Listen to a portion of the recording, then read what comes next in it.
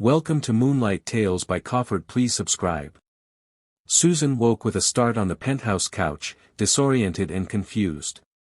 The living room was dark except for the city lights filtering through the windows, and for a moment she couldn't remember where she was or why she was there. Then it came back, the gala, staying with Mercy, falling asleep while reading on the couch after the little girl went to bed. She checked her phone. 1:47 a.m. Sebastian should have been home hours ago. As if summoned by her thoughts, she heard the quiet ding of the elevator. Moments later, Sebastian appeared in the foyer, moving with the careful precision of someone who'd had a drink or two. His bow tie hung loose around his neck again, apparently he'd given up on it at some point during the evening, and his jacket was slung over one arm. He looked exhausted and frustrated and somehow still devastatingly handsome. "You're still here," he said, his voice slightly rough. "I thought you'd have gone home by now." "I fell asleep," Susan said, sitting up and trying to smooth her hair. "What time did the gala end?" "Officially? 11. But there was an after-party at the Carlisle that I couldn't politely decline." He moved into the living room, loosening his collar. "You should have left. I could have managed." "I wasn't about to leave Mercy alone in the apartment, Sebastian." Susan stood up, gathering her things. "How was it?" "Tedious. Performative. Expensive." He collapsed into an armchair, suddenly looking every one of his 36 years. "I smiled at rich people. I made small talk about market trends and philanthropic initiatives. I danced with board members' wives and pretended to care about their opinions on the latest gallery opening. It was exactly as soul-crushing as expected." There was something raw in his voice, something that made Susan pause and hear packing. "Are you okay?" "Define okay." He laughed, but there was no humor in it. "I spent 3 hours at an event honoring my late wife's favorite charity, surrounded by people who knew her, who loved her, who kept telling me how much they miss her. As if I need the reminder. As if I don't wake up every morning and remember she's gone." Susan set down her bag and moved to sit on the coffee table in front of him. "Sebastian. Do you know what the worst part is?" He looked at her, and his gray eyes were bloodshot and glassy. "I can barely remember what her voice sounded like. 5 years, and her voice is fading. I have videos, recordings, but it's not the same. I can't remember the exact way she said my name when she was annoyed with me, or how she hummed while she cooked, or," his voice cracked. "I'm forgetting her, Susan. Piece by piece, she's slipping away, and I can't stop it." Susan's heart broke for him. She reached out and took his hand, lacing her fingers through his. "You're not forgetting her. You're healing. There's a difference. It doesn't feel like healing. It feels like betrayal. I know. After my mom died, I felt guilty every time I laughed. Every time I had a good day. Every time I went more than an hour without thinking about her. I thought I was dishonoring her memory by moving forward." Susan squeezed his hand. "But eventually I realized that she wouldn't want me to stop living. She'd want me to remember her with joy, not just sadness. To carry her with me, not as a weight but as wings." Sebastian was quiet for a long moment, his thumb absently stroking the back of Susan's hand. The touch sent shivers up her arm, but she didn't pull away. "Victoria would have liked you," he said finally. "She had this ability to cut through my bullshit. To see past the walls I put up and demand I be better.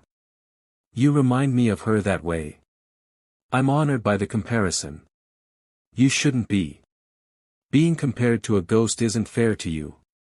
He looked down at their joined hands, seeming to realize for the first time that they were touching. But he didn't let go. "Tell me something.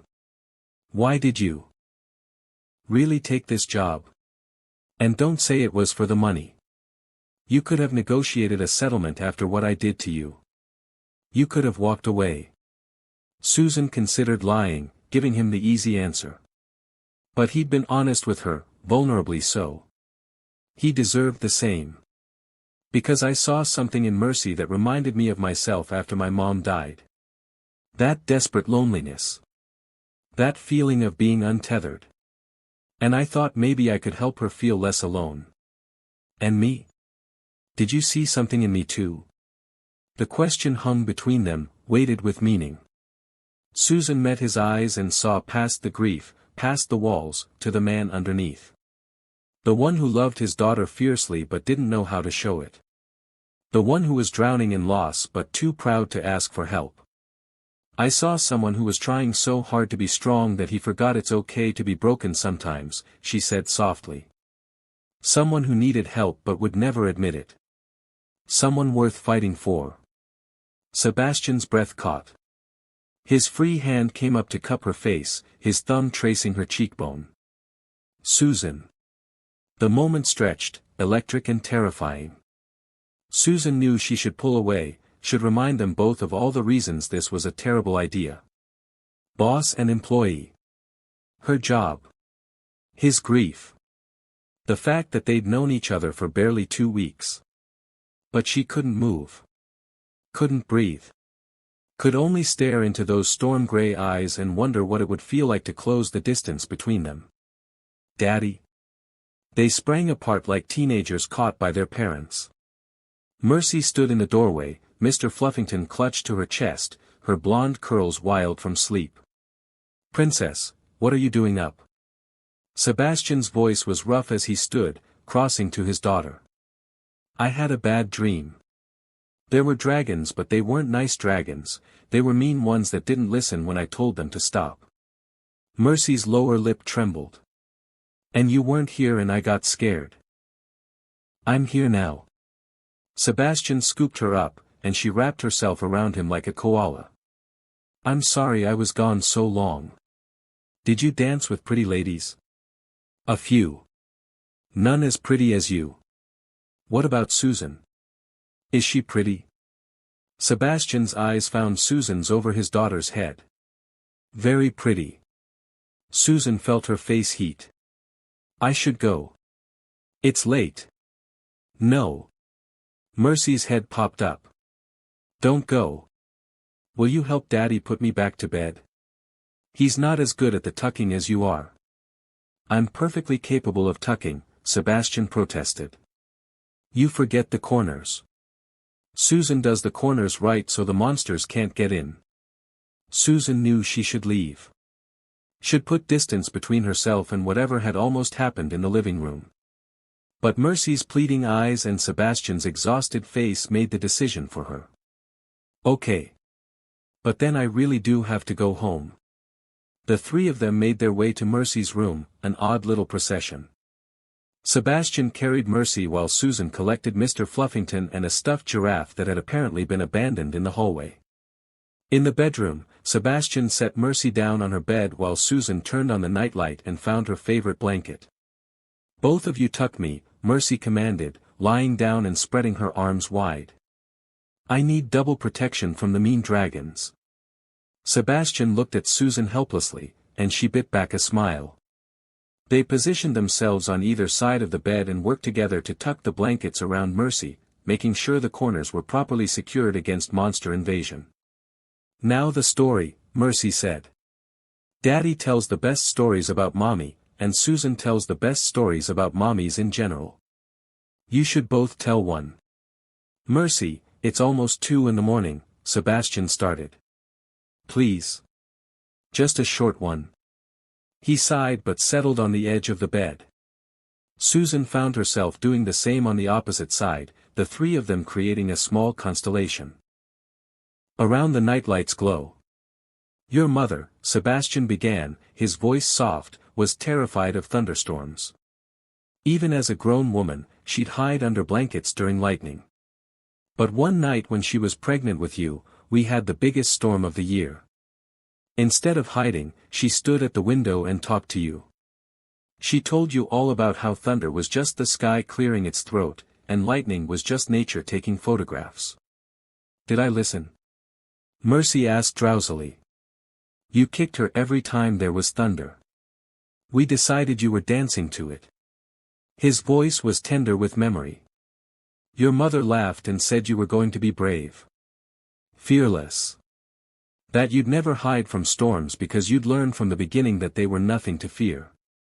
Am I brave? Mercy's eyes were starting to close. The bravest girl I know. Susan felt tears prick her eyes. She waited until Mercy's breathing evened out before quietly standing. Sebastian did the same, and they moved to the doorway together, looking back at the sleeping child. She was right, Susan whispered. Mercy is brave. And fearless. She gets that from both of you. I'm not brave. I'm terrified every second of every day. Bravery isn't the absence of fear. It's doing what needs to be done despite the fear. Susan turned to face him fully. You get up every morning and keep going even though the person you loved most is gone. That's brave, Sebastian. That's the definition of brave. They stood close in the darkened hallway, and Susan was acutely aware of the intimacy of the moment. The quiet apartment around them. The sleeping child nearby. The way Sebastian was looking at her like she was water and he was dying of thirst. I should go, she said, but she didn't move. You should, he agreed, but he didn't step back. Sebastian. Don't. His voice was raw.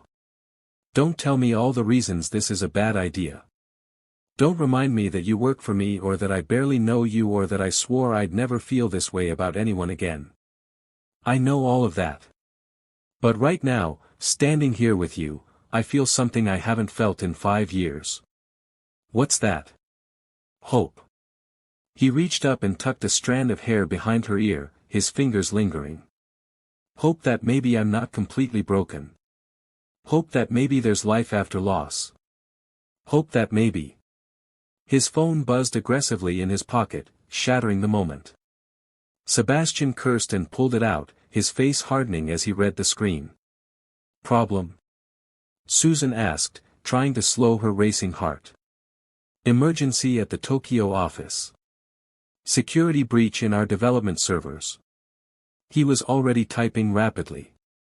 I need to get on a call immediately. This could affect our entire product launch.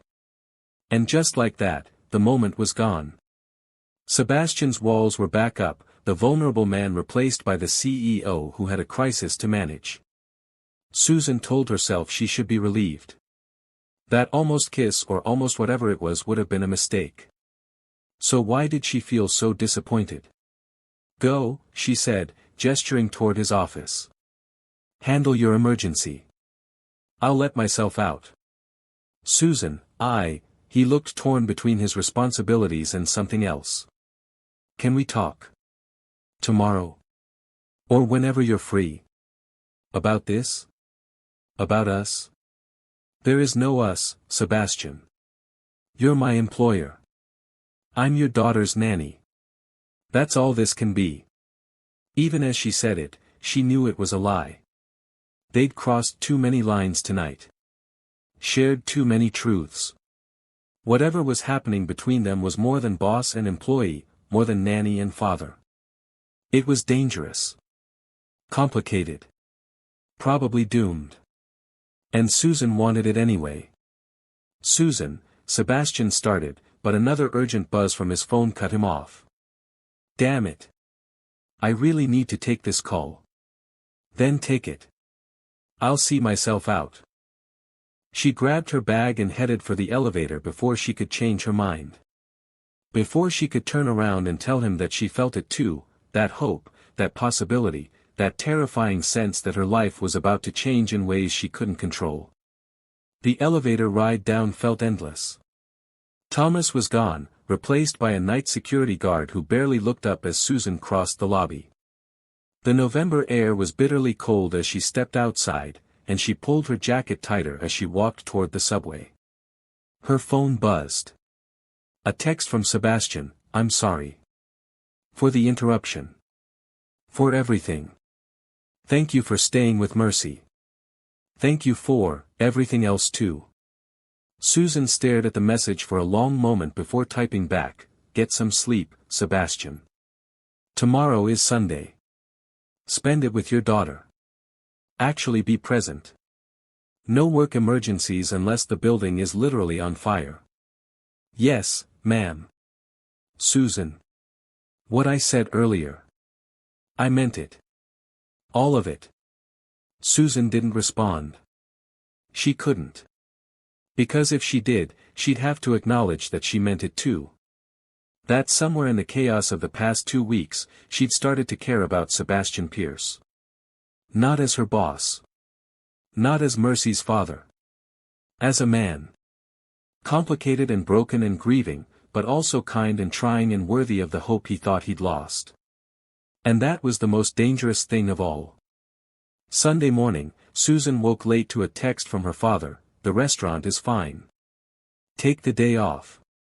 You've been working too hard. Love you, Mija."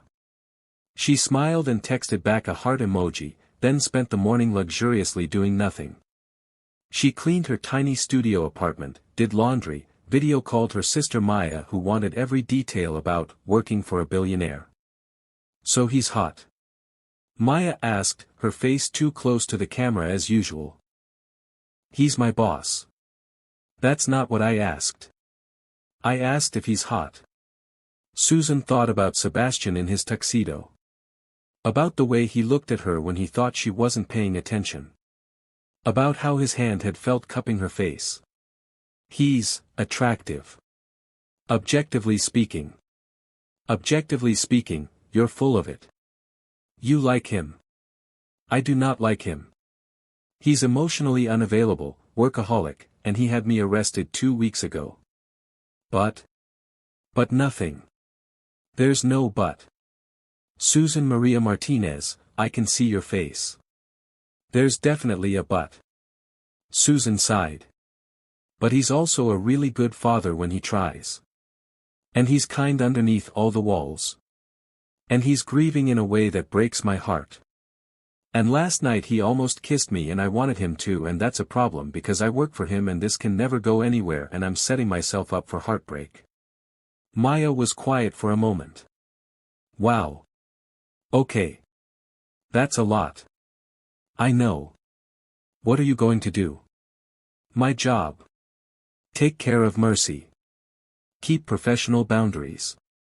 Not develop feelings for my emotionally unavailable billionaire boss. Even as she said it, Susan knew it was too late.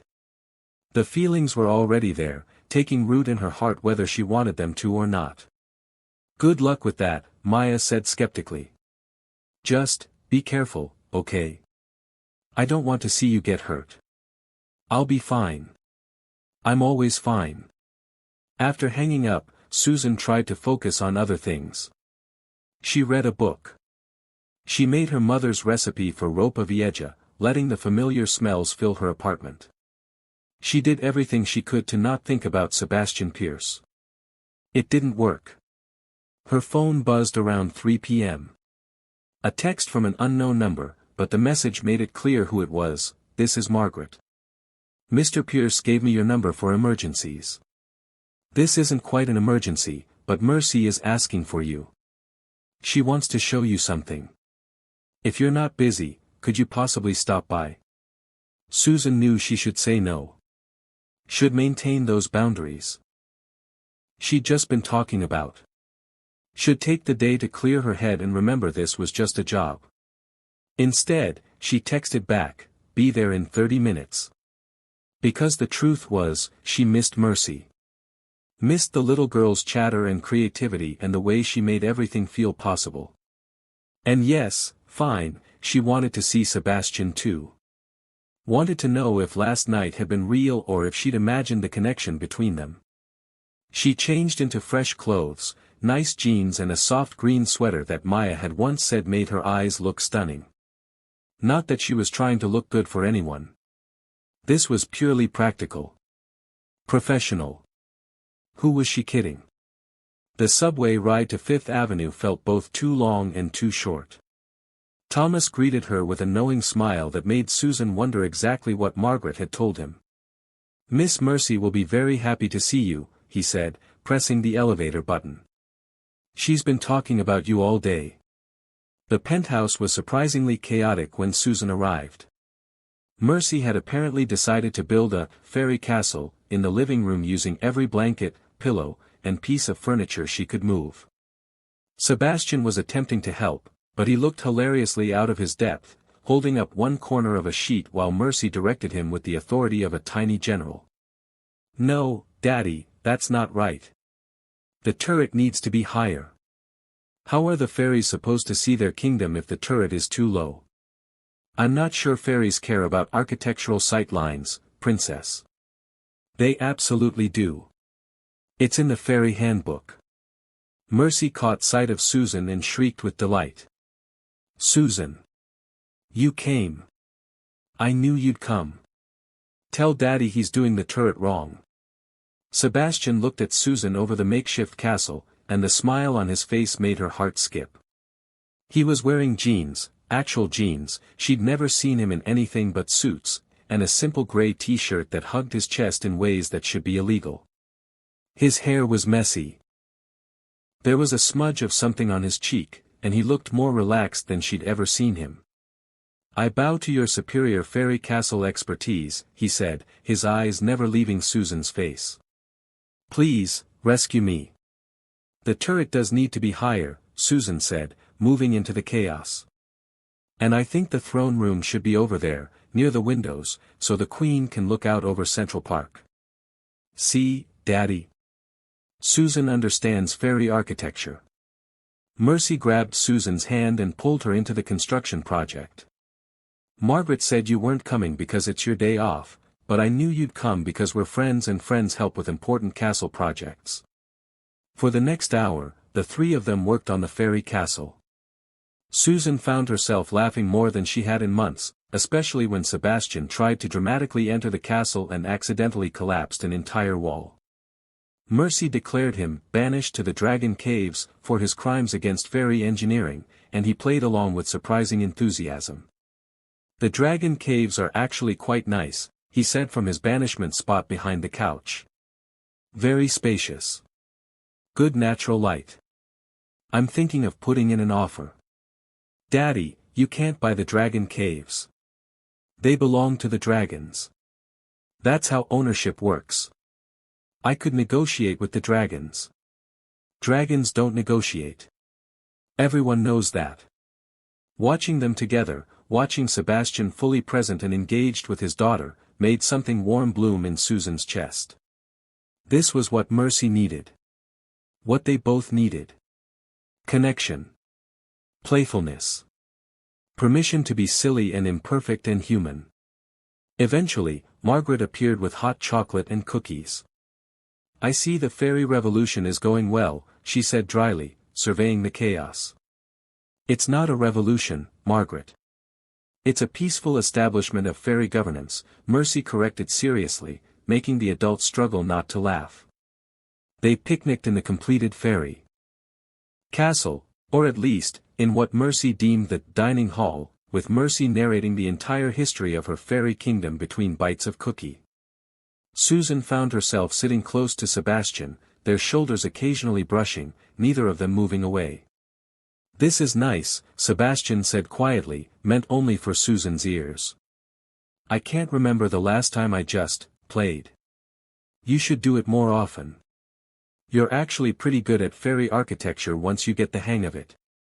High praise from the expert. His eyes crinkled at the corners when he smiled, and Susan's breath caught. "Susan, about last night." "Daddy. Stop talking to Susan and pay attention. The Fairy Queen is about to make an important proclamation."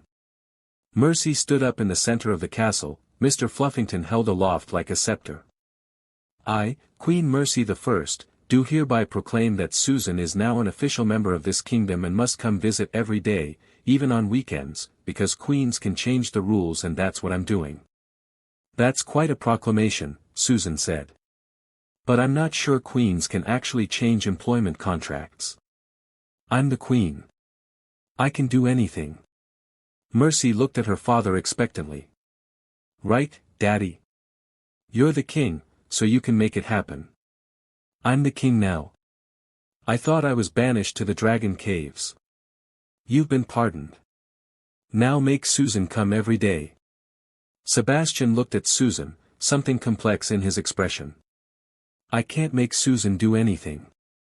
She has her own life, her own family, her own kingdom to run. But she's always welcome here. Whenever she wants to visit. What if she wanted to visit today? Mercy asked. For dinner. Could she stay for dinner? Mercy, Susan started. Please. We're having Margaret's special pot roast, and Daddy said we could watch a movie, and you said you liked movies, and we could all watch together like a real family. Mercy's eyes were pleading. Please, Susan. Please. Susan looked at Sebastian, asking. A silent question, is this okay? Do you want me here? His answer was in his eyes, in the small nod, in the way his hand moved slightly toward hers before he caught himself. Please stay. If you want to. No pressure. Susan knew she should leave. Should maintain those boundaries. Should not let herself get more tangled up in this complicated, grief-stricken, impossibly attractive man and his wonderful daughter. Okay, she heard herself say.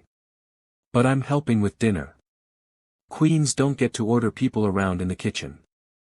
Yes. Mercy launched herself at Susan in a tackle hug.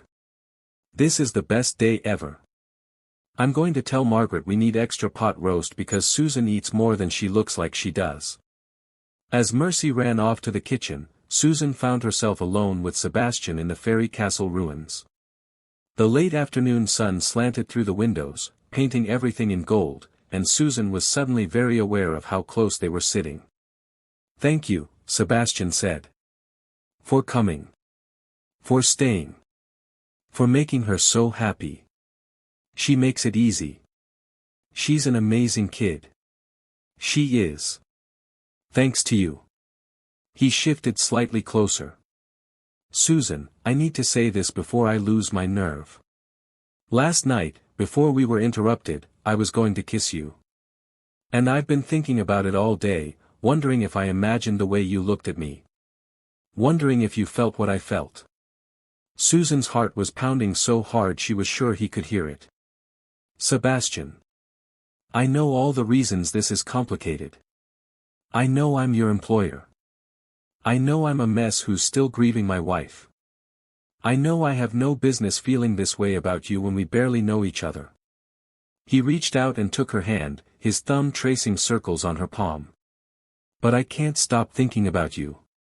And last night, standing in that hallway, I felt alive for the first time in 5 years.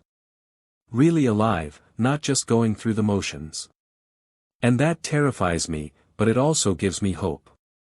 Susan couldn't breathe. Couldn't think. Could only feel the warmth of his hand, the intensity of his gaze, the way her entire world seemed to be tilting on its axis. I felt it too, she whispered. And it terrifies me too. Because I can't lose this job. My family needs the money. And if this goes wrong, if we try something and it doesn't work, I'll lose Mercy too. And I can't, her voice broke. I can't lose her, Sebastian. In 2 weeks she's become so important to me, and the thought of not being in her life anymore. Then we'll be careful. We'll take it slow. We won't let anything jeopardize your position here or your relationship with Mercy. He cupped her face with his free hand. But Susan, I need to know. Is there something here worth exploring? Or am I imagining this? She should say he was imagining it. Should protect herself and her job and her heart. But as she looked into his eyes, saw the hope and fear warring there, saw the man behind the walls finally letting himself be vulnerable, she couldn't lie. You're not imagining it, she said. The smile that broke across his face was like sunrise. So what do we do about it? I have no idea. This is the worst idea either of us has ever had. Probably. He leaned closer, his lips nearly brushing hers. But maybe the best things are the ones that terrify us most. Is that your business philosophy? It's my new life philosophy. He was going to kiss her. Susan knew it with bone-deep certainty, knew it in the way his hand tightened on hers, in the way his eyes dropped to her mouth, in the way the air between them seemed to crackle with electricity. "We need more blankets for the dungeon."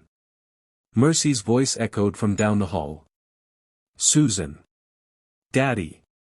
The fairies need a dungeon." They sprang apart, laughing despite the frustration. "Your daughter has impeccable timing," Susan said breathlessly. She inherited that from her mother. Sebastian stood and offered Susan his hand. "To be continued." "To be continued," Susan agreed, letting him pull her to her feet. As they went to help Mercy with her dungeon construction, Susan's hand still warm from Sebastian's touch, she tried not to think about how complicated this was. How many ways it could go wrong. How much she stood to lose if it all fell apart. Instead, she focused on the warmth in her chest. On Mercy's laughter. On the way Sebastian kept catching her eye and smiling like they shared a secret. She focused on the hope. And for now, that was enough. The week leading up to Thanksgiving was a masterclass in restraint. Susan and Sebastian danced around each other, maintaining professional boundaries in front of Mercy and Margaret while stealing moments, brief touches, lingering looks, conversations that ended just before they became too personal. It was exquisite torture. Susan told herself they were being smart. Taking it slow. Not rushing into anything that could complicate her job or confuse Mercy. But every time Sebastian's hand brushed hers while helping with dishes, every time he smiled at her over his daughter's head, every time she caught him watching her with that soft expression, her resolve weakened a little more. Tuesday afternoon, Susan was helping Mercy make construction paper turkeys for her kindergarten class when Sebastian emerged from his office earlier than usual. He'd been working from home more since their conversation on Sunday, actually present in the apartment instead of locked away or downtown. "Ladies," he said, leaning against the doorframe. "I have a proposition." "Is it about the fairy dungeon?" Mercy asked without looking up from her careful gluing. "Because I already told you, we need real chains, not pretend ones. I'm not buying real chains for imaginary fairy prisoners, princess. This is about Thanksgiving." He directed his next words at Susan. "Margaret has the day off to spend with her family. I was planning to take Mercy out to dinner somewhere, but I thought, maybe we could do something different this year." Susan's heart started to beat faster. "Different how?" "I thought maybe we could have Thanksgiving here. The three of us. Well, the four of us if you count Mr. Fluffington, who I'm sure has strong opinions about proper holiday protocol." He was trying for casual but Susan could see the nervousness in the way he shoved his hands in his pockets. "Unless you have plans with your family. I know it's short notice and presumptuous to assume. We're going to the restaurant," Susan said quickly. "My dad always opens on Thanksgiving for people who don't have anywhere else to go. It's a tradition." But, she saw Mercy's face fall and made a decision that would probably complicate everything but felt right anyway. "But you two could come with me. To the restaurant. If you want." Mercy's head shot up. "Really? We could come to your family's restaurant?" "It's not fancy," Susan warned, looking at Sebastian. "It's small and loud and chaotic. Completely different from what you're probably used to." "It sounds perfect," Sebastian said, and the warmth in his voice made Susan's chest tight. "If you're sure we wouldn't be intruding. My dad feeds everyone on Thanksgiving. That's kind of the point." Susan turned to Mercy. "But it means helping out. We'll all be working, serving food, cleaning tables, doing dishes. It's not like going to a restaurant where you just sit and eat. I can help." Mercy bounced excitedly. "I'm very good at helping. I'll wear my special helping dress." "You have a special helping dress?" Sebastian asked. "I will by Thursday." "Susan, can we go shopping? I need a dress that's good for carrying plates but also fancy enough for Thanksgiving." Susan laughed. "We can definitely find something appropriate. But Mercy, you should know, My dad's restaurant serves people who might not have much money. Some of them might be homeless or struggling. It's different from what you're used to. Different is good, Mercy said seriously. Different is how you make new friends. Right, Daddy? Right, Princess. Sebastian's eyes met Susan's. Thank you. For including us. For letting us be part of your tradition. Don't thank me yet. Wait until you've spent 4 hours washing dishes while my dad criticizes your technique and my sister interrogates you about your intentions. Your sister will be there. Maya wouldn't miss it. She's been dying to meet you ever since I told her about. Susan stopped, realizing what she'd almost said. About what? Sebastian's lips quirked. About the job. Just the job. The professional employment situation. He was definitely smirking now. Well, I look forward to discussing my professional intentions with your sister. Mercy looked between them, her little face scrunched in confusion. Why are you both talking weird? Grown-ups are very strange. Yes, we are, Susan agreed, gathering up the construction paper scraps before she said something even more revealing.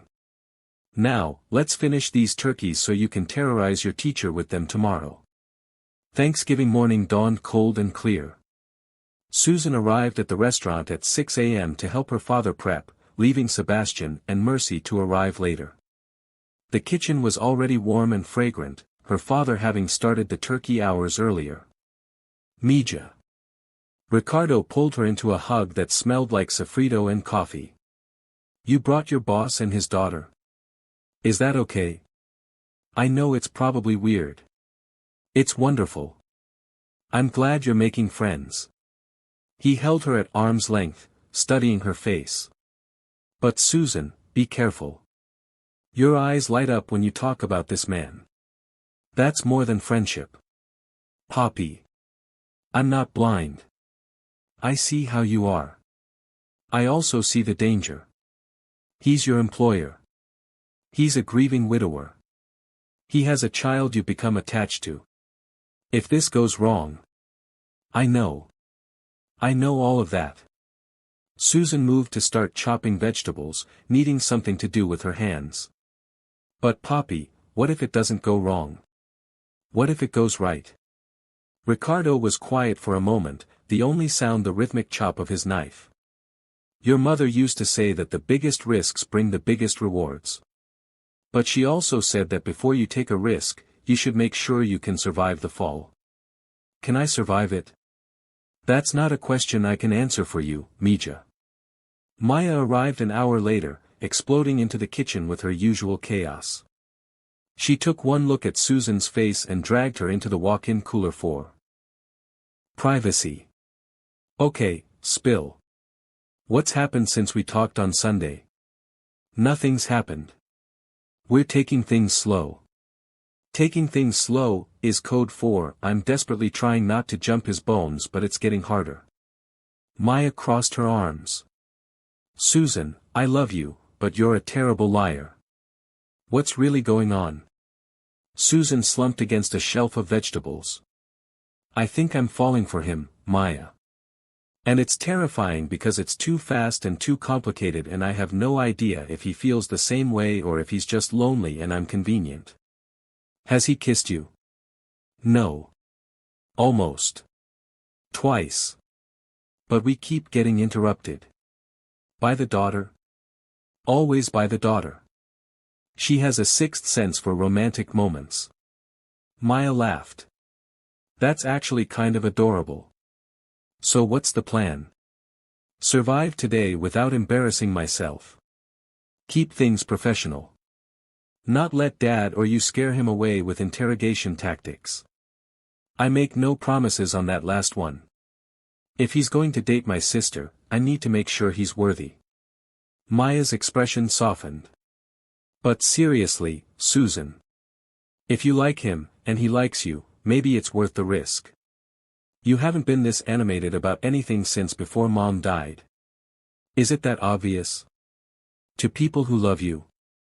Absolutely. Maya hugged her tight. Now come on. Let's go feed the masses and see if this billionaire can handle a real Thanksgiving. Sebastian and Mercy arrived at 11, just as the restaurant was opening its doors. Mercy wore a simple blue dress with an apron already tied around her waist. Clearly, they'd come prepared to work. Sebastian was in jeans and a casual button-down, looking more approachable than Susan had ever seen him. Mr. Pierce. Ricardo came forward, wiping his hands on his apron. Welcome to Martinez's kitchen. I'm Susan's father. Please, call me Sebastian. And thank you for allowing us to join you today. Susan's told us so much about this place. All good things, I hope. Ricardo's eyes were sharp, assessing. Susan recognized her father's protective mode kicking in. Susan, why don't you show our guests around while Maya and I finish prep?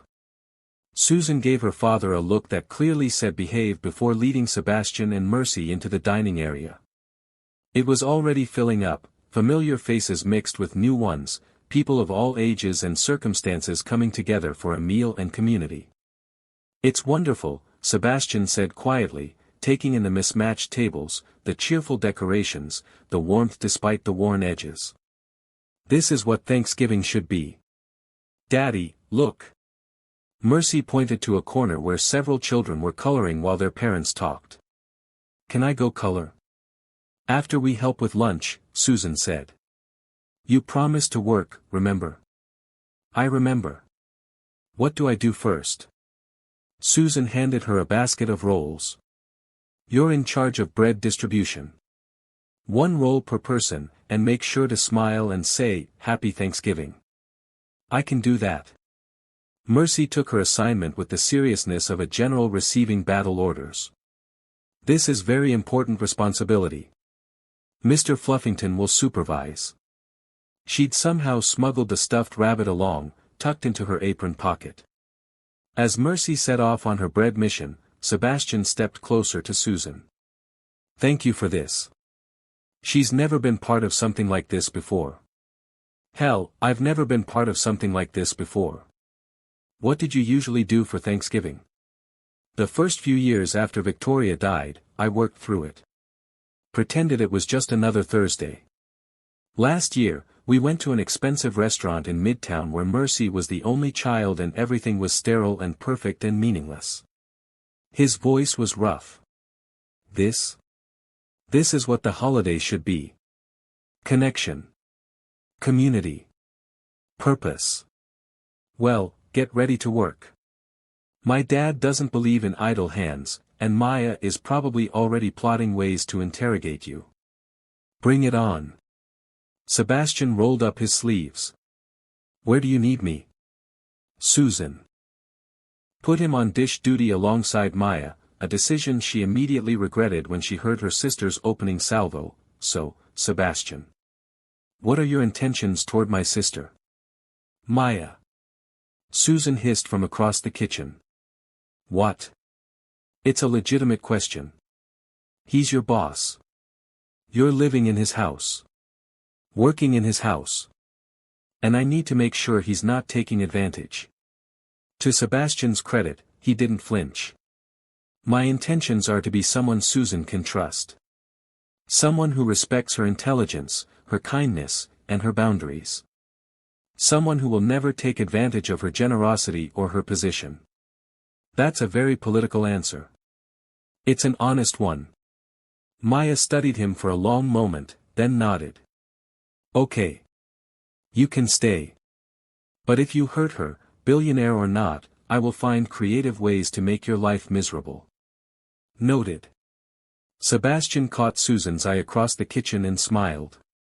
Your family is terrifying. I like them. The afternoon flew by in a blur of serving, chatting with guests, washing dishes, and keeping Mercy from eating all the desserts before they could be served. Susan watched Sebastian interact with people from all walks of life, homeless veterans, elderly folks living alone, families struggling to make ends meet, recent immigrants, and saw something in him soften with each conversation. He listened. Really listened. Didn't just throw money at problems but genuinely connected with people, asked about their lives, treated everyone with the same respect he'd give to his board members. "Your boyfriend is good people," an older woman named Rose told Susan while she was clearing tables. "He spent 20 minutes talking to my grandson about computers. Made that boy feel like he mattered." "He's not my boyfriend," Susan said automatically. "Honey, I've been alive 78 years. I know what love looks like when I see it." Rose patted Susan's hand. "And I see it in the way he looks at you when you're not watching. Like you hung the moon. And stars." Susan's heart did a complicated flip. He's still grieving his late wife. Grief and love aren't mutually exclusive. Heart's got room for both. Rose smiled. "Don't let fear keep you from happiness, sweetheart. Life's too short and too precious." By 4 p.m., the rush had slowed. Mercy was asleep at a corner table. Mr. Fluffington clutched tight, exhausted from her very important bread distribution duties. Sebastian sat across from her, keeping watch, while Susan and her family cleaned up. "He's good with her," Ricardo observed, following Susan's gaze. "And she clearly adores him." "She does. And you? How do you feel about him?" Susan didn't answer right away. She watched Sebastian gently brush Mercy's hair back from her face, watched the tenderness in the gesture, the love so evident despite his fear. "I think I could fall in love with him," she said quietly. "I think maybe I'm already halfway there. And it terrifies me, Poppy. Because what if I'm just a placeholder? What if he's not ready? What if I lose not just him but Mercy too? What if you don't?" Her father pulled her into a side hug. "What if he's halfway there too? What if you're exactly what both of them need, and they're what you need? Mija, you can't live your whole life afraid of loss. Your mother wouldn't want that for you. Mom would want me to be smart. To protect myself. Your mother jumped off a bridge into a river on our third date because I said the water looked nice." Ricardo's eyes crinkled with the memory.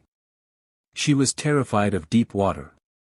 But she did it anyway because she said sometimes you have to be brave for the things that matter. You're her daughter, Susan. You know how to be brave. Before Susan could respond, Sebastian appeared with a sleeping Mercy in his arms. "I should get her home. She's had a big day." "Let me help you get her to the car," Susan said. They walked out into the cold November evening, Mercy dead weight in her father's arms. The car service was waiting, and Susan helped Sebastian settle Mercy into the back seat, buckling her in carefully.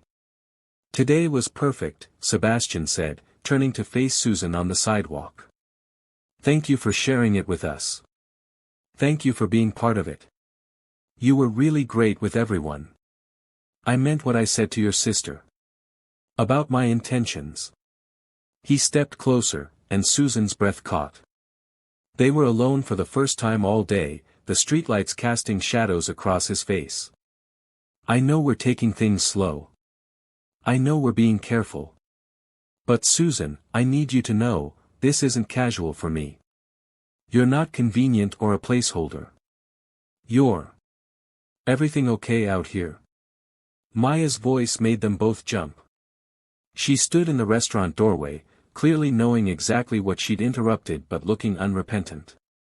"Dad needs help with the turkey carcass." "I'll be right there," Susan called back, then turned to Sebastian. "You were saying..." "I was saying that we should talk. Soon. Really talk about what this is and what we want it to be." His hand found hers, their fingers lacing together. "When are you free?" "I have tomorrow off. Mercy's at kindergarten in the morning, right? Until 1 p.m. His thumb stroked over her knuckles. "Come to the apartment at 9. We'll have privacy, time to actually finish a conversation without interruption." "Okay." Susan's heart was racing. 9 a.m. "We'll talk." "We'll talk," he agreed. But the way he was looking at her suggested talking might not be the only thing on the agenda. He pressed a kiss to her forehead, brief, chaste, but loaded with promise, before climbing into the car. Susan stood on the sidewalk watching the taillights disappear, her hands still warm from his touch, her heart full of hope and terror in equal measure. "You've got it bad," Maya said, appearing at her elbow. "I know. He's got it bad too. I know. So what are you going to do about it?" Susan thought about Rose's words. About her mother jumping off bridges. About Sebastian's eyes when he looked at her like she was the answer to questions he hadn't known how to ask. "I'm going to be brave," she said. And tomorrow, she'd find out if brave was enough. Susan changed her outfit 4 times Friday morning before settling on dark jeans and a soft burgundy sweater that Maya had once said made her look like confidence and autumn had a baby. She told herself this was just a conversation. A clarification of boundaries and expectations. Nothing to be nervous about. She was absolutely terrified. The subway ride to Fifth Avenue felt eternal. Susan rehearsed what she wanted to say, calm, rational points about maintaining professionalism while acknowledging their attraction. But every practiced speech dissolved when she remembered the way Sebastian had looked at her yesterday, the way his hand had felt in hers, the promise in that forehead kiss. Thomas greeted her with a knowing smile. "He's been pacing for the past 20 minutes. I don't think I've ever seen Mr. Pierce nervous before." "That makes 2 of us," Susan muttered, stepping into the elevator. The penthouse was quiet when she arrived. Margaret had the day off, and Mercy was already at school. It was just Susan and Sebastian and whatever was about to happen between them. She found him in the kitchen, standing by the window with a coffee mug, staring out at Central Park. He'd dressed casually, jeans and a navy Henley that hugged his shoulders in ways that should be illegal, and his hair was slightly damp from a shower. When he turned and saw her, the relief on his face was palpable. "You came. Did you think I wouldn't? I worried you might have second thoughts. Decided this was a terrible idea and run for the hills." He set down his mug and moved toward her. "Would you like coffee? Tea? Something stronger? It's 9 a.m. I'm aware. I've been up since 5. Debating whether Irish coffee counts as breakfast. Despite her nerves, Susan smiled. "Coffee. Just regular coffee. With too much cream and sugar because I'm secretly 5 years old." "Noted." He poured her a mug, preparing it exactly as she described. The domesticity of the gesture, him knowing how she took her coffee, moving comfortably in his kitchen, the 2 of them alone in the morning quiet, felt both terrifying and right. They sat at the breakfast bar, leaving careful space between them. Susan wrapped her hands around her mug, gathering courage. "So," she said. "So," Sebastian echoed. "I've been trying to figure out how to start this conversation. I've mentally written and discarded about 50 opening lines. What were your top contenders? I think I'm falling for you was too intense. I can't stop thinking about you sounded like a stalker. Would you like to have dinner sometime felt too casual for what this is." He turned to face her fully. "So I'm just going to be honest. Completely, terrifyingly honest." Susan's heart pounded. "Okay. When Victoria died, I thought my life was over. Not in a dramatic, suicidal way, but in the sense that I believed I'd used up my chance at love and connection and everything would just be going through the motions from then on. I threw myself into work and raising Mercy, and that was enough. It had to be enough because I couldn't imagine ever feeling that way about anyone again." He paused, his gray eyes intense on hers. "Then you showed up. And at first, you were just the woman I'd wronged, the person I needed to make amends with. But somewhere between Mercy falling in love with you and watching you challenge me and push me and refuse to let me hide behind my walls, something changed. You made me feel alive again, Susan. You made me want more than just surviving." Susan couldn't breathe. Couldn't form words. Could only stare at this beautiful, broken man offering her his heart. "I know it's fast," Sebastian continued. "I know we barely know each other. I know I'm your employer and that complicates everything. I know I'm still grieving Victoria and probably will be for the rest of my life. I know I have a daughter who needs stability and a job that demands too much and emotional baggage that would fill a cargo ship. His voice dropped. But I also know that when I'm with you, I feel hope. And I haven't felt hope in 5 years. Sebastian, Susan's voice broke. You don't have to say anything. I know this is a lot. I know I'm asking you to take a huge risk on a mess of a man who had you arrested 2 weeks ago. A rueful smile. When I say it out loud, I realize how insane this sounds. It's completely insane, Susan agreed. It's fast and complicated and probably a disaster waiting to happen. She set down her mug and turned to face him fully. But I feel it too. That hope. That sense of coming alive.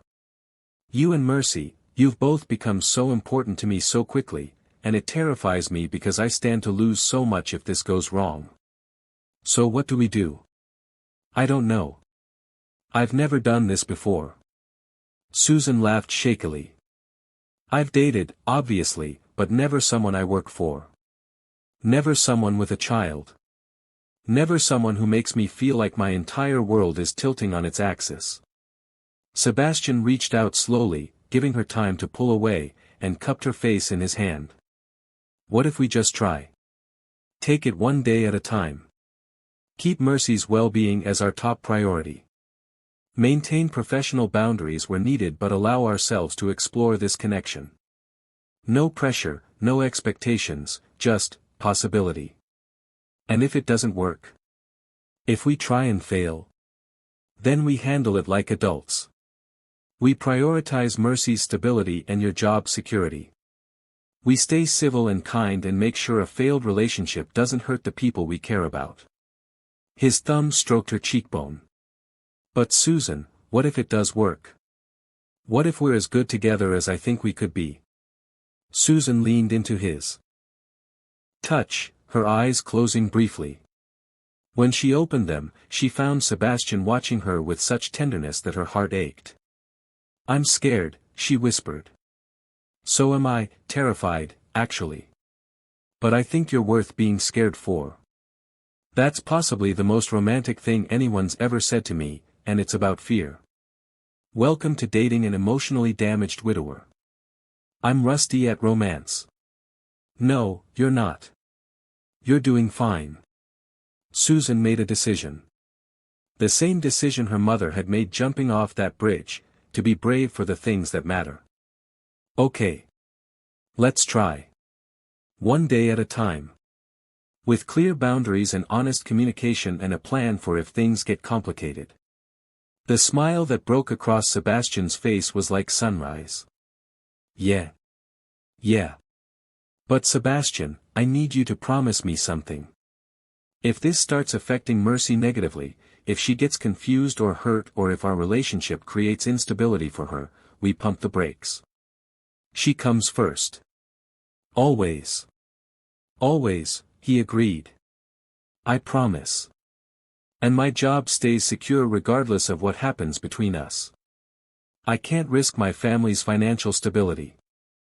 I'll put it in writing if you want. Your position here is guaranteed for the next 2 years minimum, relationship or no relationship. And if we try this and it doesn't work, I'll write you a glowing recommendation for any future employment. You've really thought about this. I've thought about nothing else for days. He was still cradling her face, his eyes searching hers. Can I kiss you now?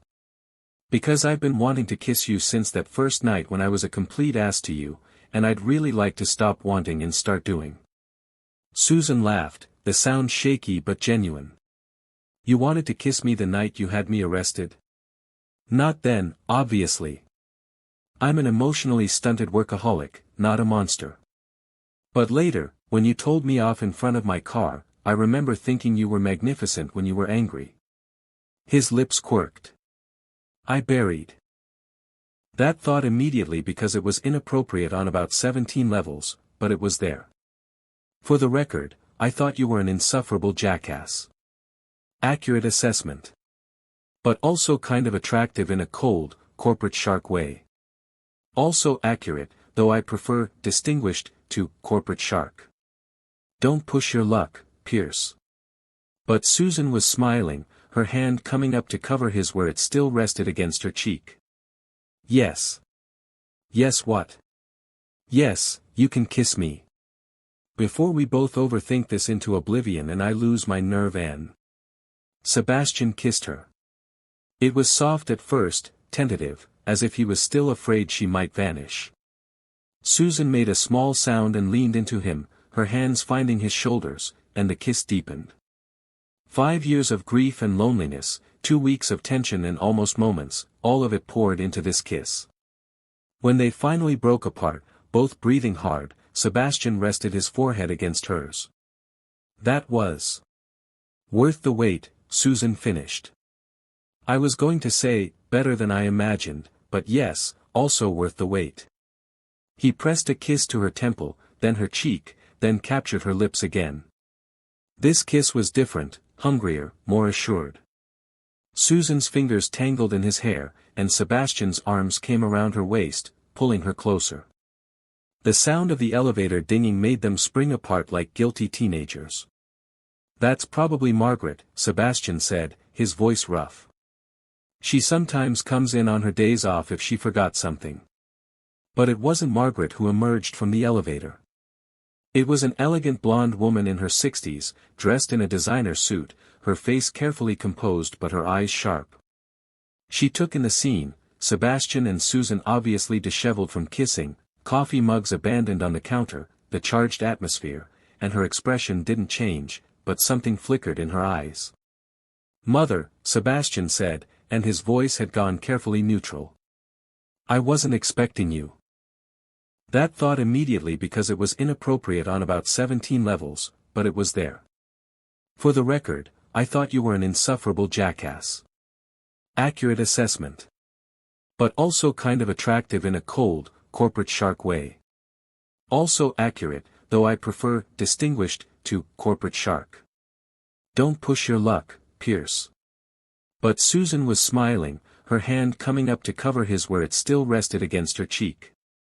Yes. Yes what? Yes, you can kiss me. Before we both overthink this into oblivion and I lose my nerve and... Sebastian kissed her. It was soft at first, tentative, as if he was still afraid she might vanish. Susan made a small sound and leaned into him, her hands finding his shoulders, and the kiss deepened. 5 years of grief and loneliness, 2 weeks of tension and almost moments, all of it poured into this kiss. When they finally broke apart, both breathing hard, Sebastian rested his forehead against hers. That was worth the wait, Susan finished. I was going to say, better than I imagined, but yes, also worth the wait. He pressed a kiss to her temple, then her cheek, then captured her lips again. This kiss was different, hungrier, more assured. Susan's fingers tangled in his hair, and Sebastian's arms came around her waist, pulling her closer. The sound of the elevator dinging made them spring apart like guilty teenagers. That's probably Margaret, Sebastian said, his voice rough. She sometimes comes in on her days off if she forgot something. But it wasn't Margaret who emerged from the elevator. It was an elegant blonde woman in her 60s, dressed in a designer suit, her face carefully composed but her eyes sharp. She took in the scene, Sebastian and Susan obviously disheveled from kissing, coffee mugs abandoned on the counter, the charged atmosphere, and her expression didn't change, but something flickered in her eyes. Mother, Sebastian said, and his voice had gone carefully neutral. I wasn't expecting you. Clearly. The woman's gaze moved to Susan, assessing. I'm Evelyn Pierce. Sebastian's mother. And you are? Susan Martinez. I'm Mercy's nanny. Susan resisted the urge to smooth her hair or adjust her clothes. She refused to look guilty about kissing a grown man in his own home. The nanny. Evelyn's tone made it clear she knew exactly what Susan was. How progressive. I remember when nannies stayed in their lane. Mother, Sebastian's voice held a warning. I'm just observing, darling. Don't be so sensitive. Evelyn moved into the kitchen with the air of someone who owned every space she entered. I came to discuss the Christmas gala. Pierce Technologies' annual holiday party. The event you're required to host as CEO. I've been emailing you for weeks, but apparently, you've been too distracted to respond. Sebastian's jaw tightened. I've been busy. So I see. Another pointed look at Susan. Well, now that I have your attention, we need to finalize the guest list, the venue, the menu. This is our first major event since Victoria passed, and it needs to be perfect. The board, the investors, the press, everyone will be watching to see how you handle it. Perhaps we should discuss this later, Sebastian said. When you've called ahead. I did call. You didn't answer. Hence, surprise visit. Evelyn poured herself coffee with the familiarity of someone who'd done it countless times before. Now, I've taken the liberty of arranging for, where is my granddaughter? I haven't seen her in weeks. She's at school. Where she is every weekday morning. As you'd know if you visited more often. The barb hit home. Evelyn's composure cracked slightly. I've been busy with charity work. Some of us still believe in maintaining appearances and social obligations. The tension in the room was suffocating. Susan stood awkwardly, feeling like an intruder in a family drama she didn't understand. I should go, she said quietly. No. Sebastian's hand found hers, a clear statement. You don't have to go. My mother was just leaving. I most certainly was not. We have a party to plan. Then we'll plan it, but Susan stays. Sebastian's voice was firm. She's important to me and to Mercy. If you can't be civil to her, then yes, you should leave. Evelyn's eyes widened slightly. Apparently, Sebastian standing up to her was unusual. She looked between them, and Susan saw the calculations happening behind those sharp eyes. I see, Evelyn said slowly. This is serious, then. Not just a dalliance. This is none of your business, Sebastian said. But yes, it's serious. Susan is, she's important. And I'd appreciate it if you'd treat her with respect. A long silence. Susan held her breath, waiting for the explosion. But Evelyn surprised her. Fine. She extended her hand to Susan, her grip firm and assessing. A proper introduction, then. I'm Evelyn Pierce, Sebastian's mother and Mercy's grandmother. I apologize for my rudeness. I'm protective of my family. I understand, Susan said, shaking her hand. I care about them too.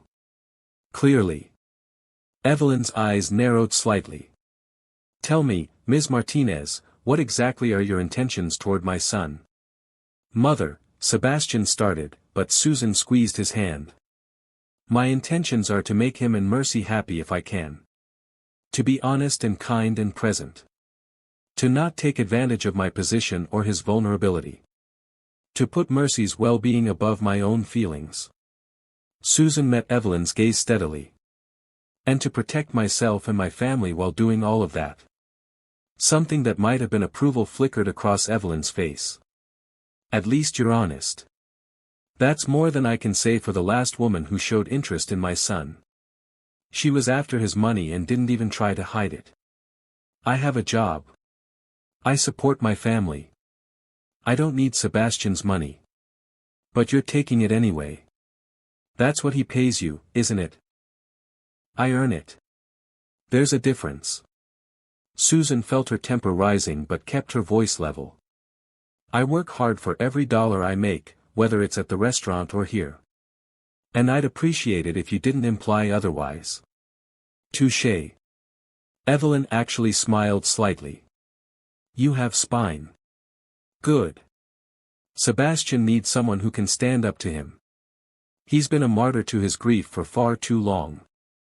Mother, that's enough, Sebastian said, but there was less anger in his voice now. I'm simply saying what everyone's been thinking but too polite to voice. You've been living in the past, darling. It's time to move forward. Evelyn turned back to Susan. If you hurt him or my granddaughter, I will make your life very difficult. I have resources, connections, and absolutely no compunctions about using them. If I hurt them, I'll deserve whatever you do to me, Susan said. But I'm not planning on it. No one ever plans on it. But intentions and outcomes are different things. Evelyn picked up her purse. Now, I'll leave you two to your, whatever this is. Sebastian, we'll discuss the gala later. And Ms. Martinez? I look forward to getting to know you better. If you survive the chaos that is my family, you might just be worth keeping around. She swept out as dramatically as she'd arrived, leaving Susan and Sebastian alone in the charged silence. I am so sorry, Sebastian said immediately. She had no right. It's okay. She's protecting you. I get it. It's not okay. She was rude and invasive and, he pulled Susan into his arms. Are you all right? I'm fine. A little shaken, but fine. Susan rested her head against his chest, hearing his heartbeat gradually slow. Is she always like that? Usually worse, actually. She was on her best behavior. Sebastian's arms tightened around her. I should have warned you about her. She's been difficult since Victoria died. She loved Victoria like a daughter, and I think she's afraid anyone new will be a betrayal of that memory. Will she make things hard for us? Probably. But she'll come around eventually. Especially if Mercy likes you, which she obviously does. My mother's greatest weakness is her granddaughter. Susan pulled back to look at him. Sebastian, are you sure about this? About us? Because it's clearly going to be complicated, your mother, the board, the public scrutiny. Is it worth it? He kissed her forehead, then her lips. Made her forget to be afraid. You're worth it. We're worth it. And anyone who has a problem with that can deal with me. That's very hot when you get all protective and CEO-like. Is it? I'll have to remember that. His smile turned wicked. Should I make some authoritative declarations? Issue some commands? Don't push your luck, Pierce. There you go calling me Pierce again. I like it when you're stern with me. You're ridiculous. You're beautiful. Especially when you're standing up to my terrifying mother. They stood there, wrapped in each other's arms, and Susan tried not to think about all the complications ahead. Evelyn's warnings. The board's potential disapproval. The media attention if their relationship became public. The risk to her job, her family, Mercy's stability. Instead, she focused on the steady beat of Sebastian's heart. On the warmth of his arms. On the fact that for the first time in 2 years, she felt like she was exactly where she was supposed to be.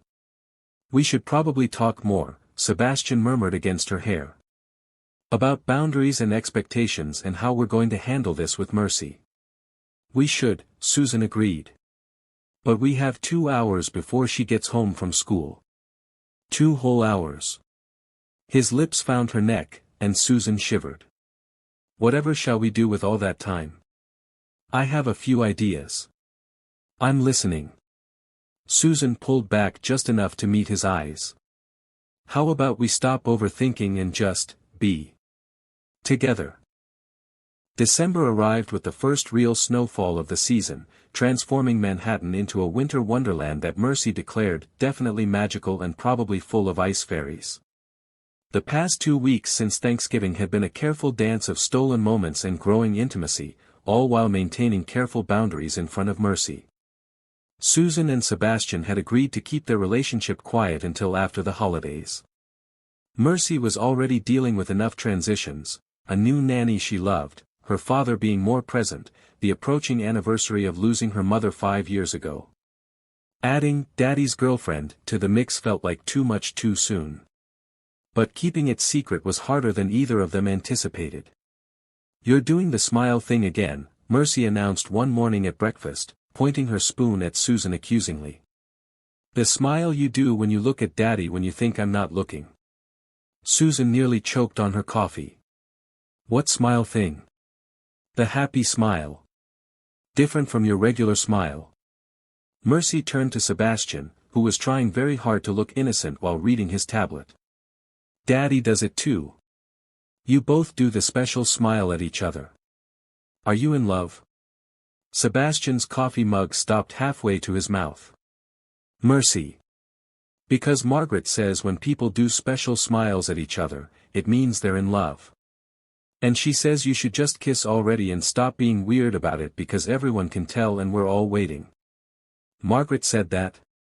Susan's voice came out slightly strangled. "Well, she said it to Thomas the doorman, but I heard them. I'm very good at hearing things." Mercy took a bite of her cereal, completely unbothered by the bomb she'd just dropped. "So are you going to kiss? Because if you are, I should probably leave the room. Grown-up kissing is very boring." Susan looked at Sebastian helplessly. He looked back, and despite the awkwardness of being called out by a 5-year-old, she saw the laughter in his eyes. "Princess," Sebastian said carefully, setting down his tablet.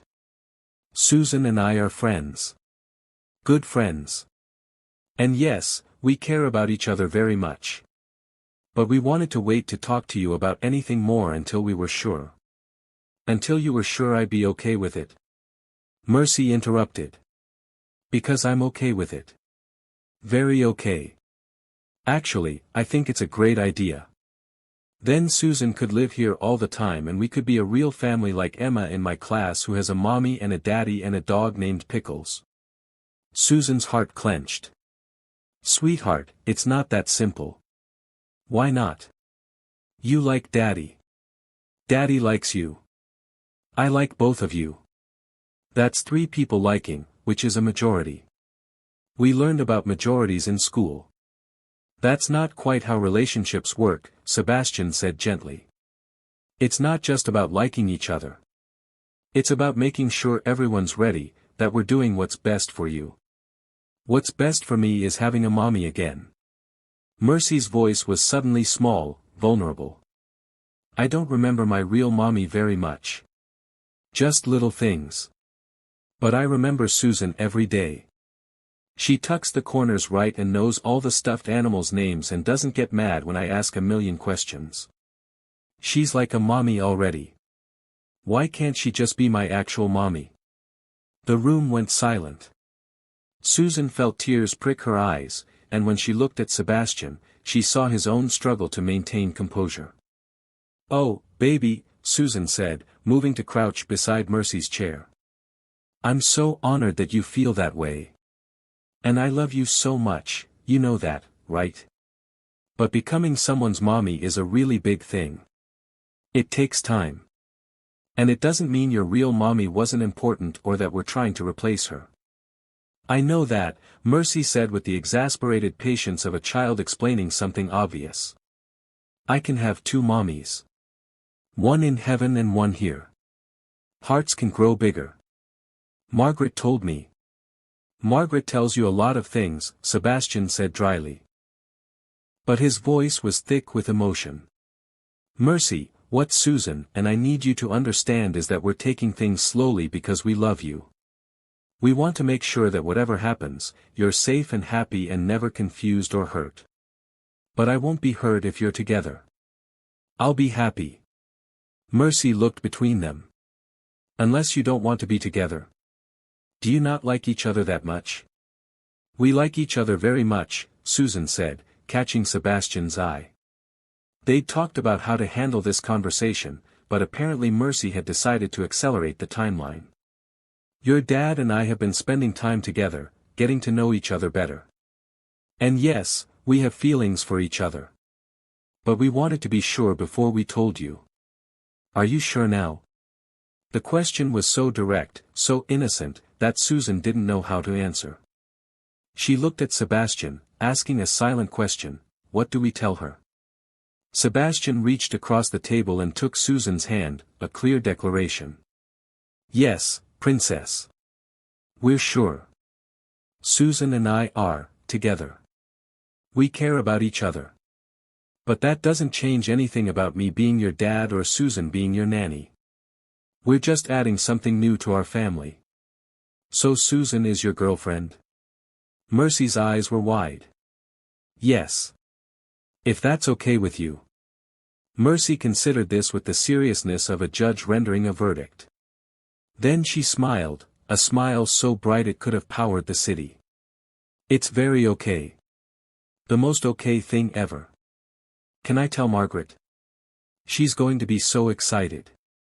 She bet Thomas $5 that you'd admit it before Christmas. Margaret bet on us? Susan asked weakly. Everyone did. Even the lady at the corner store where we get milk. Grown-ups are very obvious about these things. Mercy hopped down from her chair. I need to go tell Mr. Fluffington. This is very important news. He'll want to update the kingdom records. She skipped out of the room, leaving Susan and Sebastian alone in stunned silence. Well. Sebastian said finally. That went better than expected. She bet $5. Margaret bet $5 on our relationship. At least people have faith in us. He pulled Susan into his lap, wrapping his arms around her waist. Are you okay? I know we wanted to wait longer, but Mercy decided for us. Susan leaned back against his chest. I'm okay. Actually, I'm relieved. Keeping it secret was exhausting. Tell me about it. I almost kissed you in front of her 3 times yesterday alone. His lips found her neck. Now I can do this whenever I want. Within reason. We still need to maintain some boundaries for her sake. Buzzkill. Responsible adult. Same thing. He turned her in his lap so she faced him. But seriously, Susan. Are you really okay with this? With her knowing? With whatever comes next? Susan cupped his face in her hands. I'm terrified. But yes, I'm okay with it. More than okay. Soft and sweet, and Susan let herself melt into it. No more hiding. No more pretending. Just this, them, together, building something new from broken pieces. Gross. Mercy's voice made them spring apart. She stood in the doorway with Mr. Fluffington, covering her eyes dramatically. I said I was okay with it. I didn't say I wanted to see it. There should be rules about where grown-up kissing happens. Noted, Sebastian said, fighting back laughter. We'll keep the kissing to private areas. Good. Now come help me tell Mr. Fluffington the news properly. It requires a formal ceremony with witnesses. As they followed Mercy to her room for what turned out to be an elaborate stuffed animal press conference, Susan felt something settle in her chest. This was real. Complicated and scary and completely unexpected, but real. They were building a family. Strange and unconventional, formed from grief and hope in equal measure, but a family nonetheless. The following week brought new complications in the form of the Pierce Technologies Christmas Gala. Sebastian had been trying to avoid thinking about it, but with his mother calling daily and his assistant sending increasingly frantic emails, he couldn't put it off any longer. I have to go, he told Susan on Wednesday evening, after Mercy was in bed. They were curled up on the couch in his study, supposedly watching a movie but mostly just enjoying being together. It's the company's biggest event of the year. Investors, board members, major clients, everyone will be there. Of course you have to go. I understand. Susan traced patterns on his chest, her head resting in the crook of his shoulder. Come with me. Susan sat up, looking at him in surprise. What? Come with me. As my date. To the gala. Sebastian sat up too, taking her hands. I know we agreed to keep things quiet, but Mercy knows, Margaret and Thomas apparently know, and if the lady at the corner store knows, it's only a matter of time before everyone else figures it out. I don't want to hide you, Susan. I want people to know you're important to me. Sebastian, it's a lot. The company party. All those important people. The media attention. Susan's mind was racing. What about Mercy? What if people judge you for dating the nanny? What if the board thinks it's inappropriate? Then they can think whatever they want. You're not just the nanny. He struggled for words. You're the person who made me remember how to live again. The person my daughter adores. The person I'm falling in love with. And I want the world to know it. Susan's breath caught. You're falling in love with me? I'm terrified of it. But yes. His gray eyes were steady on hers. I know it's fast. I know we're still figuring things out. But I also know that what I feel for you is real and important and worth fighting for. So please, come to the gala with me. Let me show you off. Let me be proud of the fact that somehow, despite my best efforts to push everyone away, you chose me. You chose me too, Susan. Whispered. Best decision I ever made. He kissed her softly. So. Will you come? Be my date. Suffer through hours of boring business talk and awkward small talk with rich people. Susan thought about it. About walking into that world, Sebastian's world, on his arm. About the scrutiny, the judgment, the inevitable comparisons to Victoria. About her family's restaurant and her second-hand dresses and the enormous gap between her life and his. Then she thought about the way he looked at her. The way Mercy had hugged her that morning and whispered, "I'm so glad you're staying forever." The way her heart felt full for the first time since her mother died. Yes, she said. I'll come. But I'm going to need a dress. Done. I'll have my assistant arrange. No. Susan put her finger on his lips. I'm not letting you buy me a dress. I can handle this myself. Susan, these events have a certain expectation. Designer gowns, jewelry, the whole thing. Please, let me. Let you what? Dress me up like a doll. I know you mean well, but Sebastian, I need to do this my own way. If I'm going to be your date, I'm going as myself. Not some version of me that you've paid for. Sebastian looked like he wanted to argue but nodded slowly. Okay. But if you change your mind. I won't. Susan kissed him. Trust me. I might not have designer labels, but I can clean up pretty well when I need to. You're beautiful in everything. Or nothing. His hand slid up her back. Actually, especially nothing. Sebastian Pierce, are you trying to seduce me in your study? Is it working? Maybe. She kissed him again, deeper this time. But we should probably keep our voices down. Margaret is still here, and I don't need her winning more bets about our relationship. Fair point. He stood, pulling her up with him. My room? It's soundproof. Is it really? No, but it sounded good. His smile was wicked. Come on. Let me show you the master suite. I've been wanting to get you in my bed for weeks. Smooth, Pierce. Very smooth. But she let him lead her down the hallway, her heart racing with anticipation and nerves. They were really doing this. Not just dating, but building something real. Something that included fancy galas and quiet mornings and a little girl who wanted Susan to be her mommy. It was terrifying. It was perfect. It was everything Susan hadn't known she wanted until she found it. Saturday afternoon, Susan dragged Maya to a vintage boutique in the West Village, determined to find a dress that was both elegant and affordable.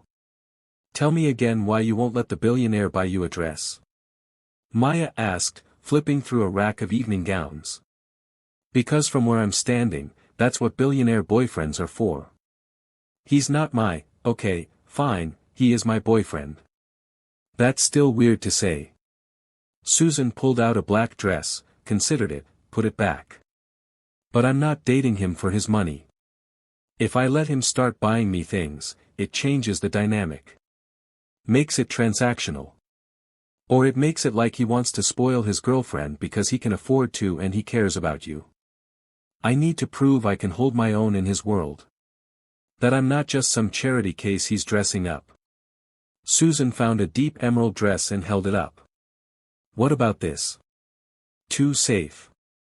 You need something that says, I'm dating a billionaire but I could also kick your ass. Maya pulled out a dress in burgundy silk.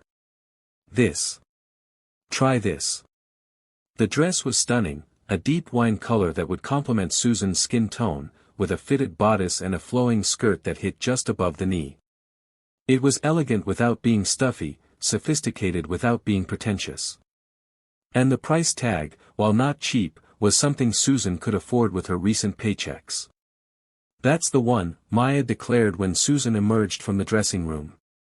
You look like a queen. A queen who runs a restaurant and doesn't take crap from anyone. Susan studied herself in the mirror. The dress fit perfectly, hugging her curves in all the right places. She looked sophisticated, confident, like someone who belonged on Sebastian Pierce's arm. Okay, she said. This is the one. As they headed to the register, Maya grabbed her arm. Susan, I have to ask. Are you really okay with all this? The fancy parties, the scrutiny, being thrust into his world. Because once you walk into that gala on his arm, everything changes. You won't just be Mercy's nanny anymore. You'll be Sebastian Pierce's girlfriend, and people are going to have opinions. I know. I've been trying not to think about it. Maybe you should think about it. Really think about whether you're ready for that level of attention and judgment. Susan thought about Sebastian's eyes when he'd asked her to come with him. About Mercy's joy when she'd learned they were together. About the way her heart felt when she was with them, full and alive and purposeful. I'm ready, she said. Or at least, I'm willing to try. Because Maya, I love them. Both of them. And if loving them means dealing with some judgmental rich people at a party, that's a price I'm willing to pay. You love them. Maya's eyes were soft. You haven't said that before. I know. I've been afraid to. Afraid it was too fast, too complicated, too dangerous. Susan smiled. But it's true. I love Sebastian, with all his walls and his workaholic tendencies and his terrible bow tie skills. And I love Mercy, with her princess dresses and her rock collection and her absolute certainty that everything will work out. They're my family now. However that happened, however fast it was, it's true. Maya hugged her tight. Then I guess you're going to that gala.